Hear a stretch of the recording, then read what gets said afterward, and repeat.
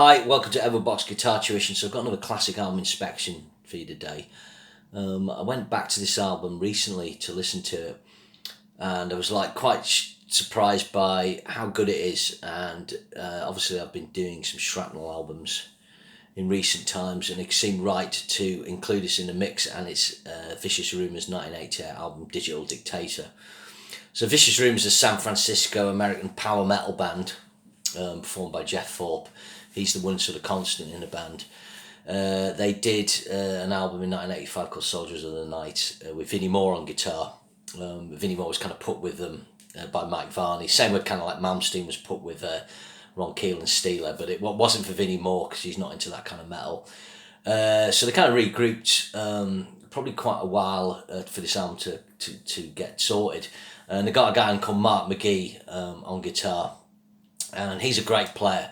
I mean, Jeff Thorpe's solid in a kind of whammy bar, KK kind of way, but Mark McGee's got some real chops, and the band really benefits from this. You've got Larry Howe on drums, very tight, good double bass technique, lots of power, feel, tempo. Dave Starr on bass, same, very solid. And the great Carl Albert on vocals, sadly passed away in a car accident in 1995.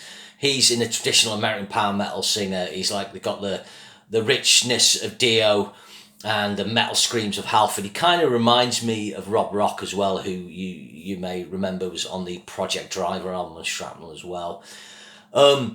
So yeah, this is, I think this is really good. Here's the cover back to front, of course, because I can't line up these covers when I do this. The production's marginally better than your usual Shrapnel album. It's recorded at Prairie Sun Studios in California. It's the usual thing. It's produced by Steve Fanato, so he always did all the Shrapnel in-house stuff. But it's got the drums are a little better. If you listen to the remastered version from 2009, the guitars, it's a bit loud, the guitars sit a bit better. This is an original pressing. So it's all right, the sound. It opens with a Replicant. This is an instrumental, so it's basically that kind of Electric Eye. I've done the same myself on an album, you know. We'd all love to make Electric Eye, so we try and do our own version and come up short. And this is okay. It's a kind of 6 out of 10. But it just introduces the album. It's 1:04, and then the title track comes in, Digital Dictator, which is a cracking track. Really cool double bass pattern with quite a nice it's kind of using flat fives in the tritones and the chord changes. It's a bit like Mars, the Bringer of War metal riff. Really quite a cool, interesting melody by Carl Albert. So one of the interesting things with Vicious Rumours is they use kind of thrash type chords, but kind of do quite interesting vocal melodies over them. At this point, I mean, one of the reasons why a band like this doesn't get big is because of thrash. Thrash kind of takes the heavy mantle, and people go with that. And the American power metal scene, Sabotage, obviously Vicious Rumours, Malice, all those bands, they don't break it because they're not kind of seen as heavy enough. Later on, you know, they would do better in Europe, but it just wasn't the market then. Anyway, Digital Dictator, a really cool solo. At the end of the solo, though, it kind of stops dead, and Mark McGee does some top shredding. Really good end solo, really good sci-fi metal lyric. I mean, it's like Electric Eye, you know, Programming Minds, Digital Dictator. Really like it. And then it does a really fast double kick drum track next, Minute to Kill. This is co-written with Larry Howe, the drummer, 3:34, which is Minute to Kill. This is something they're very good at, you know, that fast double kick drum with 16s on the guitar. Really catchy, very good. Next track, Town's on Fire. This is written by Jeff Thorpe and Larry Howe. Quite interesting, actually, that Carl Albert, you know, isn't writing that much on it, so obviously quite a lot of lyrics and stuff done by other members. Town's on Fire, this is really good. Got a really cool lead intro with harmonies. The harmony parts are really good, really interesting melodies they do. Got a total metal verse. There's a bit where Carl Albert says when the stakes are high, and of course on the high he does a massive metal scream, and he's very good. And then side one finished with Lady Took a Chance. This is a good one. Again, another really cool guitar melody on this. 6 minutes and 11. This is the longest track on the album. Now it's 38, well, just under 39 minutes long. So most of the tracks are just 3.5 to 4 minutes. So a really strong side one. like I said, instrumental's kind of a 6 out of 10, but it's good. Side 2 opens with Worlds and Machines. This has got a fast gallop. Again, it's taking a maiden gallop, but they put their own spin on it. Really good. Next track's The Crest. This is kind of a filler track, but it's fun. Never Trust the Crest.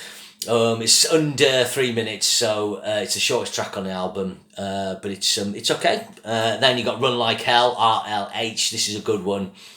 Like this, got a good chanty chorus. Then Condemned is track 9. It's quite a melodic chorus. This pretty good, and then another fast double tempo track at the end. Out of the Shadows. This is really fast. This is really cool, actually. Just one of those great, again, a great power metal chorus. If they're doing this in the late 90s, into the noughties, they'd be playing Wacken, and everyone would have their fists in the air. I'm sure they've played things like that, but in terms of timing, they're out at the wrong time, really. This finishes with a weird instrumental tag on the end, which has got backwards talking and a weird atonal piano, which is pretty cool. This album, I think, you'd maybe give it a 9 out of 10. Certainly an 8.5. I think, the production could be better, obviously. It's Shrapnel. So even on a bad day, you're going to give it an 8. It's a really, really solid album. There's not a bad track on it. It's well put together. It's the arrangements are good. The guitar's good. The scene's good. And I've always liked it. It's just kind of, I hadn't listened to it for a good few years, and it was a pleasant surprise to come back to it. So what I'll quickly do is just tell you about the others. I was going to do this as a classic album inspection, because this next album's actually better, and that's 1990s Vicious Rumours. But I'll just tie it in here and put it in the notes. So basically they signed with Atlantic, so things were looking better for them, and they hooked up with Michael Rosen. He'd produced Forbidden, and he went on to do Testament. Not a grade producer, but he does a good job. He's kind of more of an engineer producer, but I've got a rock candy remaster of this. They worked really hard on the arrangements. He worked hard with the band, making sure the lyrics are right, and it pays off. The production on this is a lot better. The drums suffer from a bit of over compression, kind of like that sort of poppy sound on the snare, but the guitars are tight. There's more clarity, there's more separation. On this, they get a bit more melody, and so they've still got the thrashy type riffs, but they're getting a bit more hooks on. Like the opening track, Don't Wait For Me, is interesting. That's got the, again, what I was talking about before, this kind of thrashy type chords and that kind of quite strange vocal melody. But it's got a really catchy bridge and then a full-on metal chorus. Great guitar work. Quite an interesting arrangement on this. It kind of comes out of solo back into the bridge, and then it has a fade-out solo. Very good. The band's like kind of gone up a notch. Everyone's improved on this. So great opening tracks. Then you got World Church. Again, this has got a really cool harmony riff. One thing to say with Vicious Rumours, they've kind of got their own trademark on their riffage as well, as they do a lot of harmonised octaves. So, for instance, if one guy plays E5, the other one will play the octave of G and a G octave, and that'll give them the minor third over the E. And it's just examples like that, and sometimes they'll play a riff, then the next cycle they'll split into harmony, then they might do some power chords, and then they'll bring in the octave harmonies, and they're quite clever arrangements, and they use the left and right possibilities of the dual guitar a lot better than, say, like a band like Priestess, where they tend to just double things. So World Church is really good solo on this. Jeff Thorpe's better on this album. He kind of picks it up a bit. His solos have got better structure. McGee's great. The other thing I like about McGee is sometimes his tone's a bit kind of woolly, but he's got nice vibrato. He structures really good solos, and he's got great alternate picking. Track 3 is On The Edge. That's a fast double tempo track. It's a ripping tune. That's 3 minutes 7. Yeah. Then Ship of Fools. This is pretty commercial, quite Queensryche-y sort of Warning era Queensryche, or even a bit of Minecraft like The Mission. Really good track. Really melodic. And then side 1 of the original vinyl, which had finishes with Can You Hear It, which is, this is actually my favourite track, I think, on the album so far. It's got really good riffing, it's commercial, it's catchy, kind of a boy-girl lyric, but works without compromising. Great, really good side 1 I'm into this album. Side 2 opens with Down to the Temple, probably my least favourite track on the album, but it's good. Kind of got an evil riff. Quite interesting, actually. This has got a really short verse and gets straight into the chorus. This is 5:17, so it's one of the longer tracks. and then actually says all tracks written by Vicious Rumours, so they're obviously crediting all themselves. Then track 7's Hellraiser, so this is another double bass track. I think it's maybe one of the best ones. It is really fast. Got a great rapid fire lyric by Carl Albert. Screaming vocals, ripping guitar. It just powers along. It's something they did very well. Like I say, the 16th note double bass drum kind of fast thrasher. This band really were up there. Track 8's Electric Twilight. This is an instrumental by Mark McGee. This is really interesting. He did 14 guitar tracks on this. It's got acoustics, it's got mandolin. It's kind of a spin on what Jimmy Page used to do, I suppose, but it kind of reminds me of Dream of the Archer by Heart. Sylvan song off Little Queen. It's kind of in that vibe. And it just shows another side, and it's a really effective piece of music. Like I say, it's nicely arranged. Does a good job. Apparently he did it on his own in the studio, and the band came back and heard it. Sorry, I'm just leaning over there. I'm scratching my knee because it's itching. Then you've got Thrill of the Hunt. It actually finishes with two crackers, two of the best tracks. You've got Thrill of the Hunt. This has got your classic kind of flat 5 tritone George Lynch type riff. Again, a very catchy chorus, quite majory. Thrill of the Hunt again. Really good guitars. Again, Jeff Thorpe. His solos are better here. And the final track may be the best track. It's Axe and Smash. This has got a great riffing. Dun, dun, dun, dun, dun, dun. And this has got, listen carefully, this track has got great guitar arrangements. Really good. And the chorus is great because it kind of uses a major chord. We are the only one. Cool sort of modal kind of change on the chorus. Good solos. It's less than 4 minutes long. Really good record. It's under 40 minutes, this album. This is definitely a 9 out of 10. So this is the classic, really.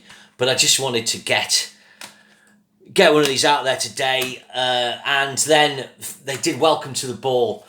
This was the year after Vicious Rumours came out, February 24th, 1990. And this came out the following July 91. So not as much time to work on the songs, and I think it suffers. Again, Michael Rosen and Jeff Thorpe produce with Mark McGee.